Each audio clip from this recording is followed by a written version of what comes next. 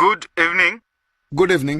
এটা কি সত্যি যে পবিত্র কোরআনে মোহাম্মদের চাইতে যিশুর নাম বেশিবার বলা হয়েছে? ডক্টর নায়েক প্রশ্নটার উত্তর দিচ্ছেন, এটাই আপনার প্রশ্ন? হ্যাঁ, আর মোহাম্মদের নাম অনেক কম বার। ডক্টর জাকির আপনার প্রশ্নের উত্তর দিচ্ছেন। আপনাকে অনেক ধন্যবাদ। ভাই, আপনি প্রশ্ন করলেন যে যীশুখ্রিস্ট বা ঈসা আলাইহিস সালামের নাম কি পবিত্র কোরআনে নবী মুহাম্মদ সাল্লাল্লাহু আলাইহি সাল্লামের নামের চেয়ে বেশিবার উল্লেখ করা হয়েছে। আমিও একমত যে নাম দিয়ে নবী মুহাম্মদ সাল্লাল্লাহু আলাইহি সাল্লামের নাম উল্লেখ করা হয়েছে মাত্র 5 বার, 4 বার মোহাম্মদ আর 1 বার আহমদ সাল্লাল্লাহু আলাইহি সাল্লাম। আর নাম দিয়ে যীশুখ্রিস্ট বা ঈসা আলাইহিস সালামের নাম উল্লেখ করা হয়েছে 25 বার। এই কথাটা বলে খ্রিস্টান মিশনারিরা অনেক মুসলিমকে ফাঁদে ফেলে দেয় আর বলে যে যেহেতু পবিত্র কোরআনে মুহাম্মদ সাল্লাল্লাহু আলাইহি সাল্লামের তুলনায় যীশুখ্রিস্টের নাম উল্লেখ করা হয়েছে 5 গুণ বেশি, তার মানে 500% বেশি। এর মানে কি এই না যে যীশুখ্রিস্ট বা ঈসা আলাইহিস সালাম মুহাম্মদ সাল্লাল্লাহু আলাইহি সাল্লামের চেয়ে অনেক বেশি মহান? এখন নাম দিয়ে পবিত্র কোরআনে নবী মুহাম্মদ সাল্লাল্লাহু আলাইহি সাল্লামের তুলনায় যীশুখ্রিস্ট বা ঈসা আলাইহিস সালামের নাম বেশিবার উল্লেখ করা হয়েছে। এর কারণ হচ্ছে যখন পবিত্র কোরআন নাজিল হয়েছিল নবী মুহাম্মদ সাল্লাল্লাহু আলাইহি সাল্লাম সেখানে উপস্থিত ছিলেন। এখন যে মানুষটা উপস্থিত আছে, মনে করেন কয়েকজন লোক মিলে কোনো আলোচনা করছে, সেখানে উপস্থিত কারো কথা যদি বলতে চায় তাহলে আমি বলবো উনি এটা বলেছেন, উনি ওটা বলেছেন, উনি আমাকে প্রশ্ন করেছেন। কিন্তু যদি এমন কারো কথা বলতে চায় যে সেখানে উপস্থিত নাই, তখন তার নাম বলতেই হবে। যেমন ধরেন আমি যদি আমার বন্ধু টমের কথা বলি, তখন আমি বলবো টম এটা বলেছে, টম ওটা বলেছে। আলোচনা শুরু করতে গেলে তার নাম অবশ্যই নিতে হবে আমাকে। কিন্তু যদি এমন কোন লোকের কথা বলি যে সেখানে উপস্থিত আছে, সেখানে তার নামটা না বললেও হয়তো চলবে। পবিত্র কোরআন যখন নাজিল হয় নবী মুহাম্মদ সাল্লাল্লাহু আলাইহি সাল্লাম সেখানে উপস্থিত ছিলেন। সেজন্য যখন মুহাম্মদ সাল্লাল্লাহু আলাইহি সাল্লাম সম্পর্কে কোনো কথা বলা হচ্ছে তখন তার নাম হয়তো উল্লেখ করা হচ্ছে না। কোরআনে কয়েকশো বার নবীকে সম্বোধন করা হয়েছে, ইয়া নবী, হে নবী, ইয়া রাসূল, হে রাসূল, তারপর বলা হয়েছে তুমি, অনেকবার। অন্যদিকে পবিত্র কোরআন যখন নাজিল হয় যীশুখ্রিস্ট সেখানে তখন উপস্থিত ছিলেন না। তাই যখন যীশুখ্রিস্ট সম্পর্কে কোনো কথা বলা হচ্ছে সেখানে আলোচনা শুরু করার সময় বা পটভূমি শুরু করার সময় তার নাম অবশ্যই নিতে হবে।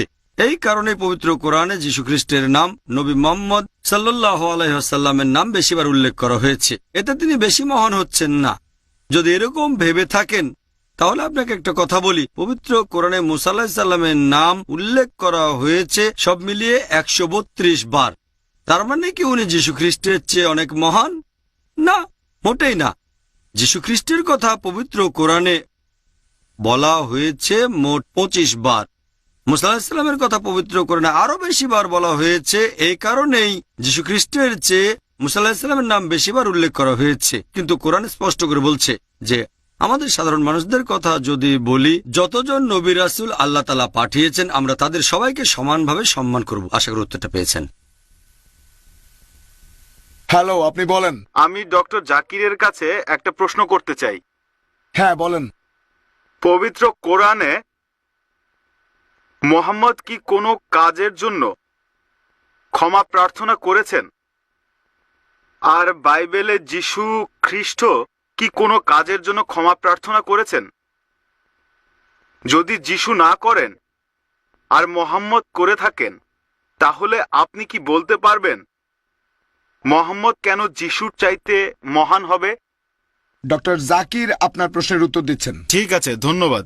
অনুরোধ করেছিলাম প্রশ্ন করার সময় আপনাদের নাম আর পেশাটা বলবেন, তাহলে আরো ভালোভাবে উত্তর দিতে পারবো। ভাই, আপনি প্রশ্ন করলেন যে পবিত্র কোরআনের কোন জায়গায় কি নবী মুহাম্মদ সাল্লাল্লাহু আলাইহি সাল্লাম আল্লাহর কাছে ক্ষমা প্রার্থনা করেছেন?